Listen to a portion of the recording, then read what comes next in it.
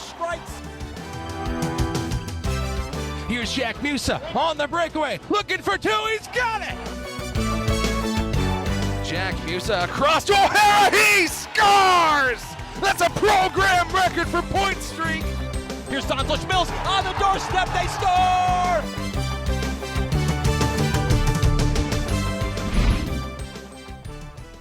Hello everyone and welcome back for the first time in over a month to the set of the UMass Hockey Preview Show presented by UMass Journalism. I am John Ruggiero. And I'm Jacob Repper. It's great to have you with us. So excited for this, John. A lot of snow outside, but made it up here safely and eagerly because there's a lot to talk about with UMass Hockey. Yeah, Jacob, there sure is. I'm sure you've kept yourself busy over the winter break, but I'm hoping you kept a good eye on this hockey team because they have been rolling since the last time we talked about them here on the set. That's for sure, John. But let's go back to December a little bit because this was a really struggling UMass hockey team. We've talked about it. You've heard it before. So many ranked opponents. But towards the end of the year, Coach Carvel saw them split against Northeastern. He challenged the team to rest, regroup, and we've certainly seen that, I would say, to start the year. They go out, they play Boston University, a very talented team, work a split against them. They take on Merrimack in a home-and-home matchup, get themselves with a sweep. And so far, to start this early 2026, John, they've got a lot of momentum. Yeah, Jacob, they sure do. And I mean, their top guys obviously coming off of some Spangler Cup and World Junior performances. Nestor still the silver medal with Czechia and Musa and Keenan, just short of the Spangler Cup title. But they've done most of this, like you said, Jacob, without Van Tassel, without Mikey D'Angelo. And it all, once again, took place this past weekend against Vermont. Up in Burlington, Kim O'Neill is going to get the first goal here. It was Mellenbacher tapping a stick on the ice, but it ended up being O'Neill on the rebound to put it in halfway through the first period. When you don't have guys scoring like Jack Musa and Vaslav Nestor, always helps when you get the fourth line scoring. Mellenbacher with an assist on that one. Why not throw in a goal, John? Second period, halfway through, gets the feed out in front and stuffs it home. Really good job from the Minutemen capitalizing on a little bit of a defensive breakdown from Vermont. Three guys below the goal line there. Cam Dunn takes it, throws it out in front, and it's finished by Mellenbacher, 2-0 Minutemen. And another play behind the goal line here. Bo Kosman and company is going to win the puck battle. Going to fish it up top to Delalce and over to Olvestad, who gets a lucky bounce into the back of the net. Olvestad on fire as of late. Bo Kosman there across to Delalce, and then Olvestad finishes it. Why not throw one extra goal on there, John? Make it 4. Can the Minutemen do it on the face-off dot right around halfway through the third period? They feed it D to D. Larry Keenan throws a little knuckle puck, little Mighty Ducks action there in on goal. It goes through. 4-0 Minutemen. The offense from the bottom six was superb, and the guy in between the pipes was exactly that. 42 saves for Michael Rabel in another shutout for the big man. Sensational, John. Sensational from Rabel. Offense was the storyline. Michael Rabel, great. Game 2, however, was a little bit different. 2 shots from the Minutemen in the first period, 8 in the second. They started to rally, and then the third period, here we go. Yeah, Jacob, Justin Kerr, and guess who once again? Lucas Olvestad off the feed from Kerr, puts it in the back of the net. A beautiful tip past the Vermont goaltender. And the team is fired up for their captain, and they're also fired up for Michael Rabel. Another shutout for the big man. Just great. And Coach Carvel said it before, John. If UMass wants to go far, it's going to be because of Michael Rabel. You look at some of the numbers here, however. Cam O'Neill, first 3-point game in his college career. He's got 5 points in his last 3 games played after that Vermont series. And then Owen Mellenbacher, 2 goals in his last 3, 8 points on the season. That's the most out of his college career, currently in his 3rd year. John, offense is coming in that bottom 6 and right at the right time. Everything's coming for UMass, Jacob. The goaltending, the offense, and because of that, they're up 20 spots in the NPI to 21st. But for UMass, it's their 5th win in a row, their longest win streak since 2022. And in my opinion, Jacob, this is the greatest collective effort we've seen from the Minutemen all season. That's for sure. Everything's rolling, and it starts with the goaltender. We've talked about this. Coach Carvel has said it. This team depends on Michael Rabel, and he's been great. I'll call it highway robbery, if you will. You look at some of the numbers here, just sensational. The guy in 2026 has been phenomenal. .66 goals against average, .980 save percentage, 5-1 record, 3 shutouts. He's one of the best right now in the year 26. But, John, it wasn't always like that. You think back to the beginning of the season, he's had quite a resurgence. Jacob, I mean, just look at the numbers in the first 11 games. A 3 goals against average, a below 900 save percentage. I mean, you got to give him credit. He was a little bit injured, but Greg Carvel said it, Jacob. He is the most professional right now that he has ever been in his career. Michael Ravel, that is. That's for sure. And another guy, John, that's been a professional in his own right defensively for the Minutemen. Highlighted him a couple times there. It's got to be sweet Olvestad. Yeah, Lucas Olvestad, I mean, unbelievable stuff from him. 2 goals in 2 games against Vermont. I believe he picked up another against Merrimack.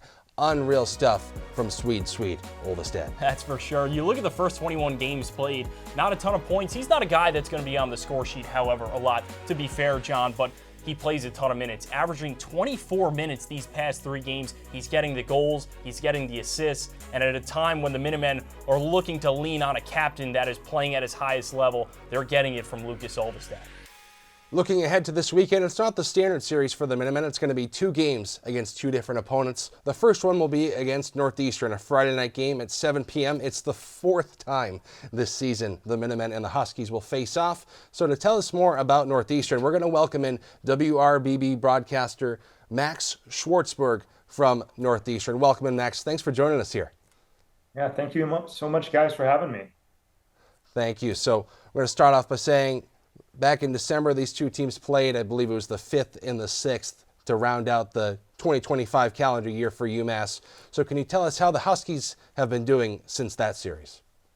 I mean, honestly, to the chagrin of Northeastern fans, they haven't been doing so well, especially after that tone setter on December 13th, the finale at Matthews Arena against BU. They had a big goal lead, and then in the last minute and 30 seconds, BU scored 2, and really, since then, it's been kind of a downward spiral for Northeastern. They got swept by Vermont to start the new year. They came back with a nice series sweep of UNH, their first win against UNH since 2022, and then right back to square one. They head out to Lawler Rink in Merrimack, and it just seems like they don't have that swagger that they were playing with when they played you guys, the Minutemen, back in December. What can you tell us about your goaltender, Lawton Zacher? Obviously, great start to the season, the transfer, big pickup for you guys, but seems to be struggling a little bit. Is that the way you've seen it? Anything you know and you can tell us about him? Yeah, obviously hockey, it's a game of hot streaks, and goaltenders are no exception to that. But for Zacher, it's just been kind of finding that confidence again because, yes, like when Northeastern and UMass last met each other, he was pretty much at the top. Of course, the peak of his performance this season was the Denver game, the 1-0 win, and then the sweep of BC. But for Zacher, it's just pretty much a stereotypical cold spell. And, something that we've noticed, at least from our end at WRBB, is when he starts giving up goals, they just keep on coming. So, I mean, for the Minutemen, it's all about attacking early, getting one to go. And for Northeastern, it's about just keeping it quiet. And if they do that, Zacher's pretty good. What's been the message from Jerry O'Keefe lately amid this sort of struggle the Huskies have been facing? Yeah, after the Merrimack game, he said it's really freaking hard to win a hockey game. And, for Northeastern, it just seems like they need to just get some consistency back. Of course, they've gotten some more players out of injury that have finally returned, like Matthew Perkins, who did not play against UMass back in December.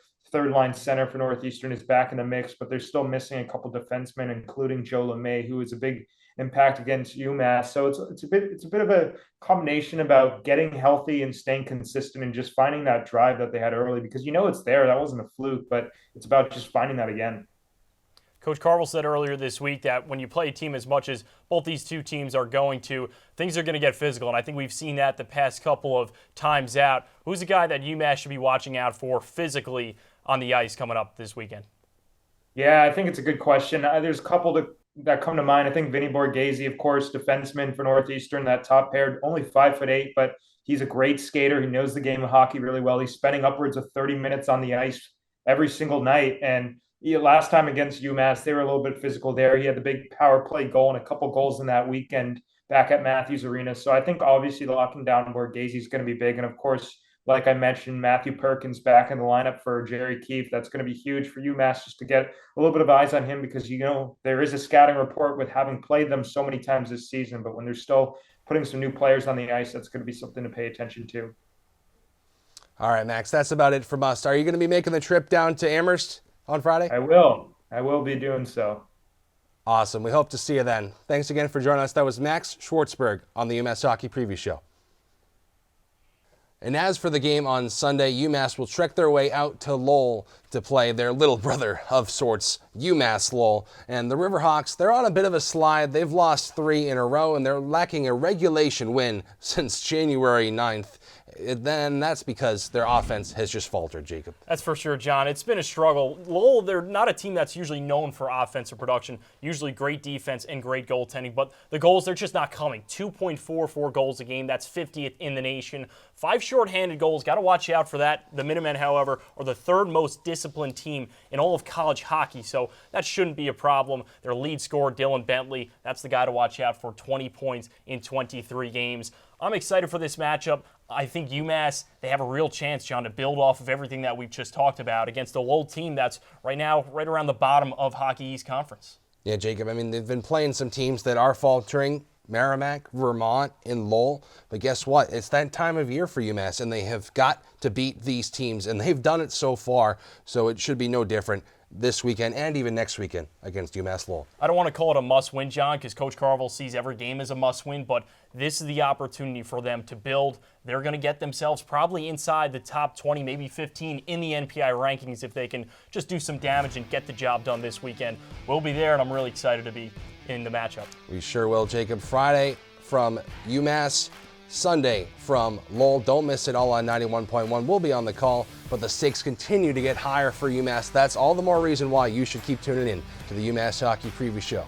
But for now, for Jacob Repper and myself, John Ruggiero, that's it on this episode of the UMass Hockey Preview Show presented by UMass Journalism. We'll see you next week. Take care.